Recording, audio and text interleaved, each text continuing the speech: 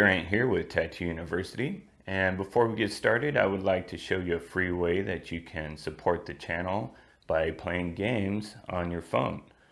Go to Gawkbox/Tattoo University. I'll put the link below and download some of these games and just click on them and play the games. You're going to play games on your phone anyways, so all you have to do is go to the site and download the games and play them from there. And then it will put a tip into my channel so we can improve the channel. Everything that's been done on this channel has been out of my pocket. I do it because I love tattooing and I would do it anyways, so I just wanted to share with everybody. But I would like to, as we move forward, get some funds to put into the channel so I can answer more of your questions. So this is a free way that you guys can help out the channel. So I'd appreciate it if you guys can go there and just play some games and help the channel out. One of the things we try to do on this channel is save the viewer money. That way you can take your hard-earned money and put it to use and improve your tattooing situation. Instead of people getting ripped off and buying cheap equipment, maybe getting into an apprenticeship that isn't working out, or they're just being used instead of learning how to tattoo in that apprenticeship, we're trying to give you information so that you don't get in those kind of situations and you know where you would spend your money on better quality equipment. That way you don't have to keep buying equipment and spending that money. You can make money and start investing it into your tattooing career. One of the issues with beginning artists is they get ripped off a lot. And instead of money going towards the apprenticeship that they might need later on, they've spent all that money maybe buying books that are no longer relevant or buying equipment that has broken. We want to give you the information so that you can make proper decisions. A lot of beginning artists might get ripped off by another tattoo artist for an apprenticeship, and it's because they don't know better. So we want to give you enough information so that you can tell whether or not you're in a good apprenticeship or not. If you are learning incorrectly, they're teaching the wrong things, or maybe they're just not teaching you anything and just using you to clean up the shop, you might want to move on to someone else and learn some better information. And we're trying to give you that information so that you can check it with the apprenticeship you have right now or in the future and see whether or not they're teaching you the correct things. This isn't to replace an apprenticeship, it's actually to help you get an apprenticeship and to get into a shop and learn with other tattoo artists. Everything is free to you. That way you can take your hard-earned money and put it to use improving your tattoo skills and improving your tattooing situation. You might want to get into a studio, you might want to get into a shop, you might not have money for equipment, and if we were charging you for the information, that would make it harder for you to do those things. So we want to give everything to you for free. That way you can spend your money on things that will help you out. So everything on this channel has been done out of my pocket. I do it because I love tattooing and I want to share that information with you guys. One of the reasons why I don't pick up a sponsorship is because I want you guys to be able to trust my opinions and be able to know that what I am saying is honest and it's coming from me, a personal point of view. And if I had a sponsorship from somebody, you wouldn't know that because you would be worried that I'm getting paid to tell you this equipment is good. And so without that sponsorship, I can tell you my honest opinion on any equipment I use. And I won't feel like I need to lie to the viewer and tell them that a piece of equipment is good just because a sponsor is paying me or giving me free equipment. So to avoid that, I just find other ways to do things for free and to do things on my own. But what we need to do is try to do more. I can only get so far with what I have and with a limited amount of equipment. So if you guys help support the channel, we can grow and make improvements and learn more. And all of that is going to go back to you guys. This is all just you helping yourself out. When you help me, that helps me get the information that you guys need. So one of the things I've done is I've researched a ton of tattoo information. This is a lot of the tattoo books that I've already read. These are reports on tattooing and healthcare and more tattooing books. And what I've done is kind of filtered out a lot of the information, because what happens is once you start reading 3, 4, 10, 20 tattoo books, you run into the same information over and over again. So what I try to do is pick out the books that have the best information and then give that information to you guys. Or maybe instead of you needing to read an entire book, I can just go to that one page that had that one piece of information you needed and tell you about it. So this way it saves you time and money also, because you don't have to go out and buy books that just give you the same information over and over again. What you want to do is look in the comment section under my videos and see if there's information in there, because I also post the information that I find. I research a lot of tattoo stuff and I talk to a lot of tattoo artists, and I really like talking to the older tattoo artists who have been in the industry a long time, because they have information that some people just don't know about yet. And they'll tell it to me, and then I can research that information, make sure it's valuable information, and then give it to you guys. That way you can learn from them. You know, what I'm trying to do is make a community here of tattoo artists where we share information. The days of the lone wolf tattoo artist are gone. The tattoo artist that's in his garage or in the basement, he's not going to learn as much as other tattoo artists who are using the internet and communicating with other artists to improve how they do things.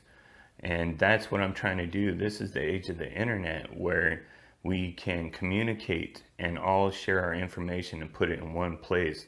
And then you can go to that place and learn anything you need to. And you guys will help the channel out or hurt the channel, because it's a community thing. It's based on what you guys do at home. It's based on your comments. It's based on how you guys react to the channel. Tattoo University is a very community-based channel. You can see there's videos from other people on this channel. We have a Facebook where we communicate with other artists. It's a big group that has gotten together to improve their tattoo skill. So it's really up to you guys whether this channel sinks or swims, because in reality, you guys are pushing the channel. Your questions are pushing the channel. Your information is pushing the channel. Your research, my research, everything together will improve this channel.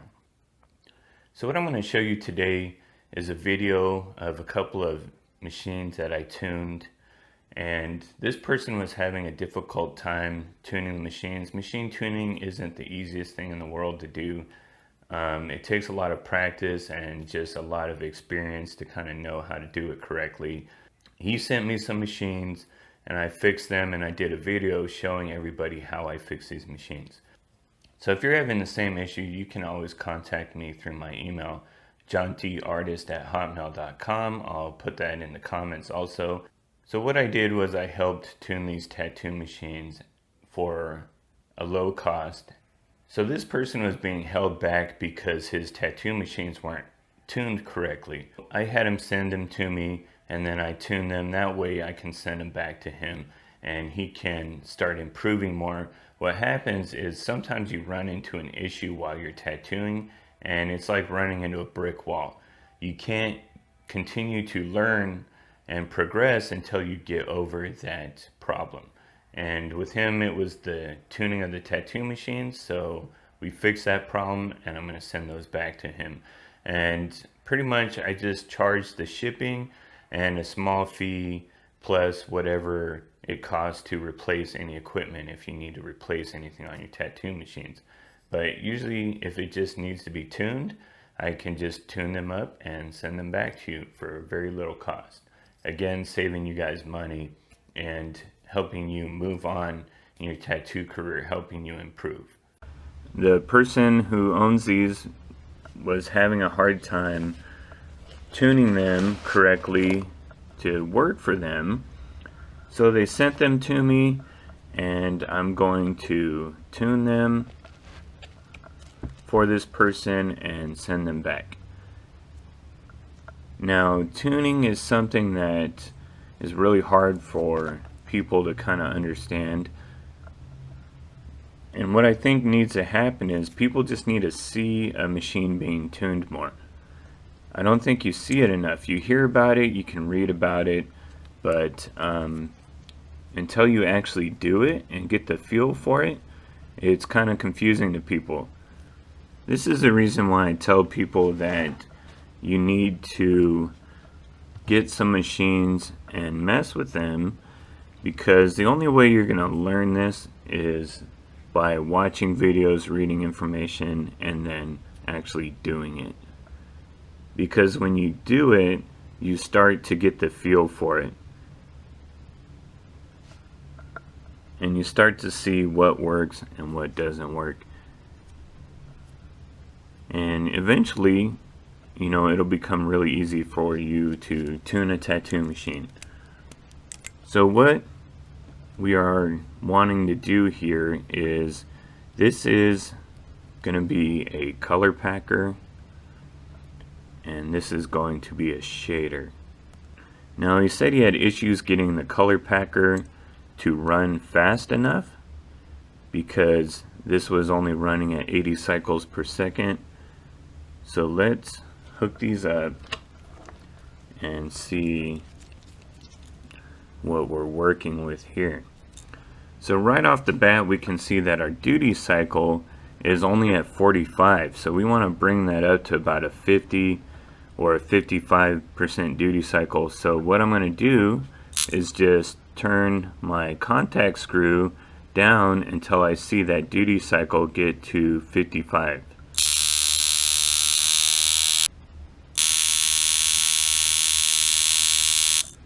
Okay, now my numbers are starting to jump around too much, so I can tell something's not right. So what I'm going to do is actually just take this apart and adjust it, and then go back to trying to get the numbers correct. Because once I see my numbers are just kind of bouncing around all over the place, something just isn't working right, so I got to readjust the machine. Let's see where we're at on this shader here.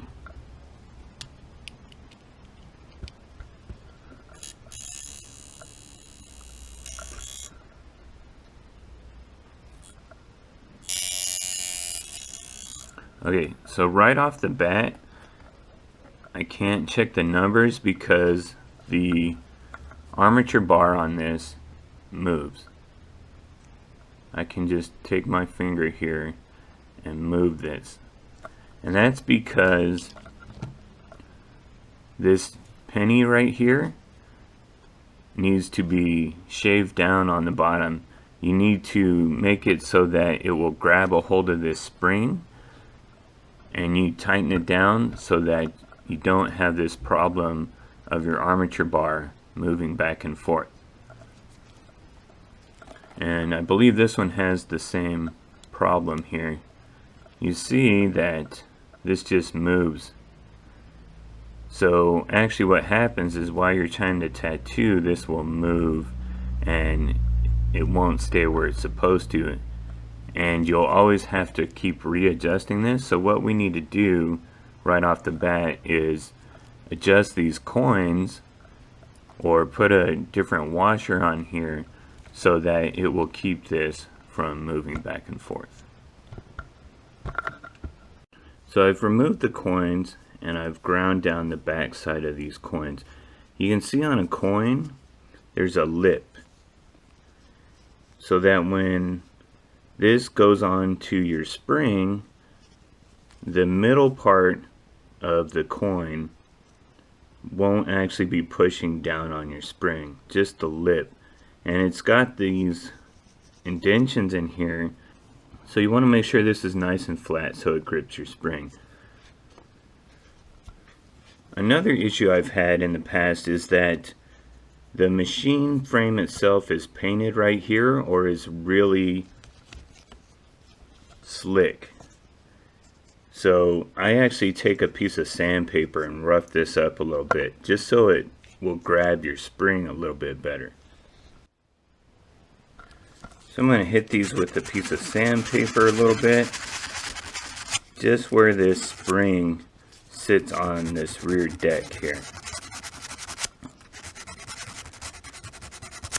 Make sure there's nothing that's going to keep this spring from grabbing a hold of that rear deck and staying where it needs to stay. You can also see that I've ground down the edges on these coins, because you don't want anything sharp, because if you have something sharp pressing against your spring, it's going to end up breaking your spring. You know, I don't want to sand this down until it's smooth, but I just want to sand it down until I can get a good grip right there. So here's something to think about when you're doing these coins for washers. A penny will either be copper or zinc, depending on how old it is, when it was made. And this metal is a soft metal, so if you tighten this up, you can kind of see it will bend. And coins aren't always the strongest material. Here is a brass piece of metal, and I could make washers out of this, but it's very bendable, it's very soft metal. So if I want to torque this down to hold the spring, it's gonna bend, and you don't want that. If you're gonna make a spring or use a washer, try to find something that's steel, because steel is hard. You don't need this for electrical purposes, you need this for its strength to hold your spring. For things on your machine that are electrical, you want copper and silver and things like that, but those metals are softer. For something you want to use to hold your springs, something you want some strength on it, you want to go with a steel. The color packer, I couldn't even get a good reading on it, so I just need to change out these springs and then try it again. Your numbers are going to go down if you have a thinner spring. They're going to go up if you have a thicker spring. So he wants his numbers up, so we go thicker spring. Just a little personal note here. I hate these springs that have that hole punched in the middle of it.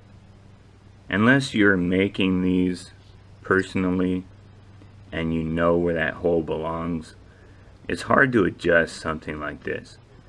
If you're going to get a generic spring, you just want one that's open like this, because you're going to have to adjust it, move it around to get it to work correctly.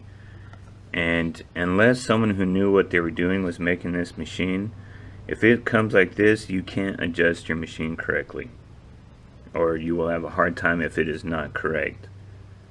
So I just prefer ones that are open so that you can adjust them yourself. I stay away from springs where you can't adjust them. And single springs like this, anything that you can't make an adjustment on, it's going to be difficult to use unless it is made for that machine by somebody who knows what they're doing. When I pack color, I don't put a lot of tension on my rear spring, so I like to use a thinner rear spring. Typically something like this. I try to stay away from the thicker, fatter springs like this. unless I need it for a particular machine. It just won't work with one of these springs. But because I don't require a lot of tension on my rear spring for a color packer, I use a thinner rear spring.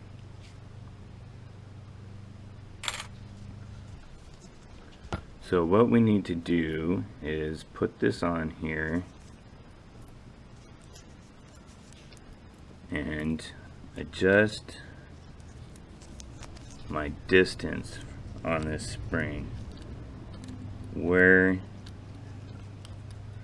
it needs to go. And the way we do that is we just tighten everything up hand tight, just so it'll hold for a minute.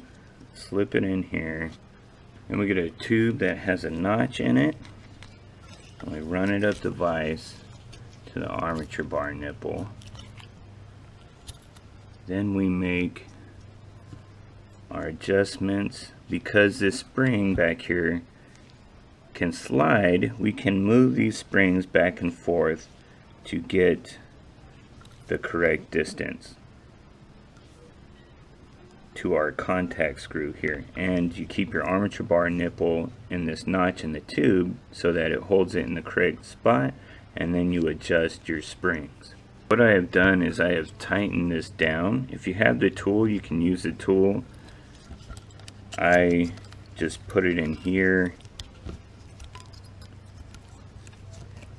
like so, so this will hold on to it, and then I tighten this down.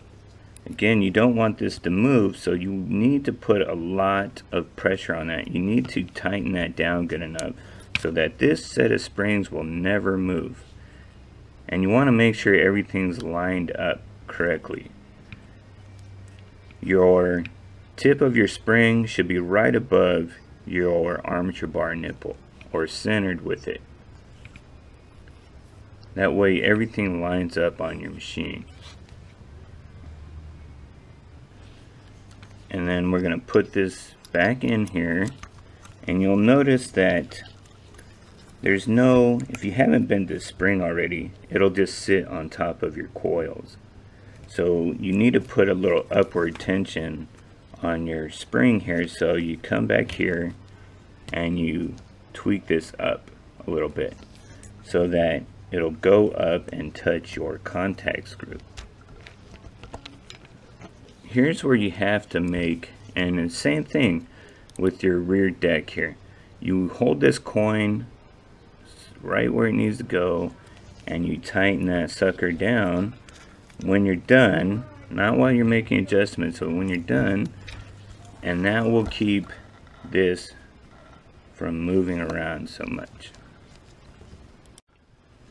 Now, I have my numbers correct, but there's little adjustments like this that you have to do while you're working on your machine. See how this contact screw is off-centered from this front spring?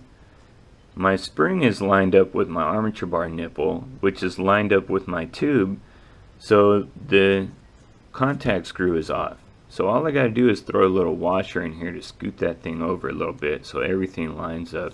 And it's those little tiny adjustments like that which will make your machine run a lot better. So we're going to slip this off. Now, here's something that's incorrect on this machine.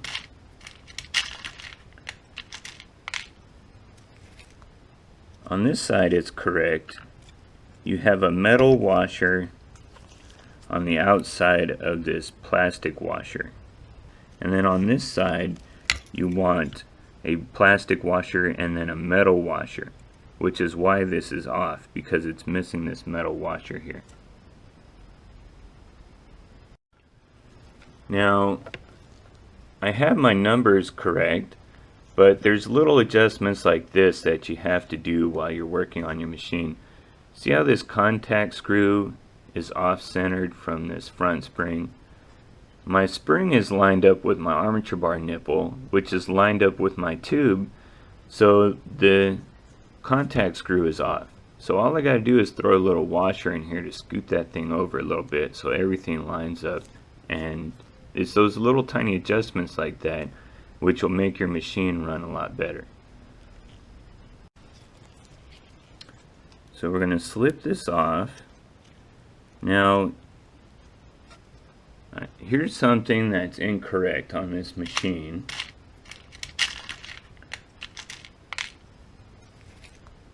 On this side it's correct. You have a metal washer on the outside of this plastic washer. And then on this side you want a plastic washer and then a metal washer, which is why this is off, because it's missing this metal washer here. See, that little adjustment right there just made everything line up. What you should have is your contact screw, your spring, your armature bar nipple, and your tube all lined up. And if it's not, it's going to throw off your machine. It's not going to work correctly. Also, you want to have your contact screw, your springs, your armature bar, everything lined up with your cores this direction. Everything lines up this direction, and then everything lines up this direction. And your armature bar, when it's hitting the front core, should be lined up this direction. So there we have a tuned color packer, and I put the numbers a little high because it's not loaded yet, but as soon as I load this, this thing will pack color. It is a tuned machine. What I like to do is, once a machine is fixed, I like to test it out and make sure it's working correctly. So I will find somebody to pack some color on and make sure this works. Now we're going to work on our shader. On our color packer, we put less tension on the back. We slowed it down to 100 cycles per second, and we gave it a longer stroke. The armature bar travels more. There's more of a gap, an air gap, between the contact screw and the front spring. Now we want to make a shader out of this one. So what we want is actually more tension on the rear spring and a little bit faster machine. On the color packer, we want to pack in color. On the shader, we want to build it up. We want to layer it. So more tension on the rear spring and a softer hit. You want to make sure you have this gap back here. And if you ever wondered the reason why you need to have this small little gap between your rear core and your armature bar, is that a magnet, these are magnets, will actually grab a hold of metal, and even though it turns off, it's an electromagnet, once the electricity turns off, it'll let go. But if it grabs onto this, and both of the cores will hold your armature bar, if both of them grab on, it'll actually take an extra little millisecond or whatever to let go. It's going to grab it more, so it's not going to let go of this correctly. You want it to pull down on this, but you don't want it to grab it. And if this is touching this, it's going to grab it. And if it's too far away, you have to use too much electricity to pull this down. So you want this as close as possible, but you don't want it to touch. That way you don't have to use a lot of voltage on your machine, but at the same time it will release this armature bar and it won't hold on to it once it turns off.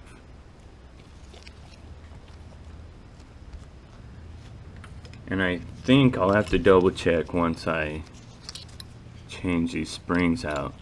When I first looked at this machine, I think I saw a really big gap in the rear. Here's our color packer with a 7 mag on here, and we're gonna do this tattoo. Probably didn't need a 7 mag, but like I said, I like to test out the machines once I've tuned them to make sure they're working correctly. So here's our shader, and I can line with the shader, so I'm going to do some line work with this. And at this point I'm going to do a little test line to make sure that my machine is set up correctly, and if not, I'm going to adjust the machine so that it works. Okay, so first I'm going to put a little hustle butter down. This is going to help the ink come off if any ink blobs up on there. And I'm going to dab the tip here just to take off that little extra ink, make sure it doesn't blob up. And I'm going to start.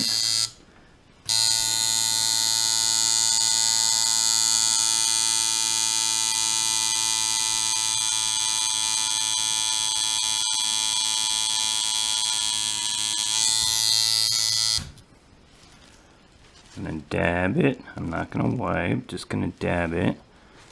And you can see even with the shader, I have a pretty dark line in there. So I think we are set up, ready to go. There's no blood oozing out of that. My client, which is my wife, is not crying because it hurts so much. And that was one pass. So I think we're good to go. You don't want to wipe too much when you're tattooing because you're going to irritate the client's skin. And you also want to put some little soapy water on your paper towel here. That way you're not rubbing a dry paper towel against your client's skin. So like I said, I just tuned this machine, but I'm running it for the first time. So now I'm tuning it some more to make sure that it's running correctly while you're tattooing, not just when it's unloaded. You have to check it when it's loaded and unloaded to make sure it's working correctly. Okay, we have our outline in, and we know our shader is working, at least as a liner. I might have to try another tattoo that has some more shading in it to test that out some more, but we know that at least it works. So now we're gonna do our mag. The person I fixed these machines for was having a hard time packing in yellow. So the yellow is going in pretty easy. Not having any issues with that. Alright, so you can see that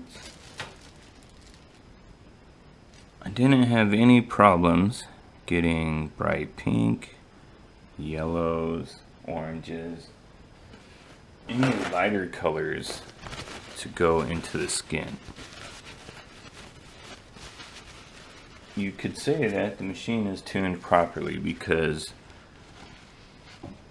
the color is just going in. I'm not hassling with it. It's not difficult. It's nice and easy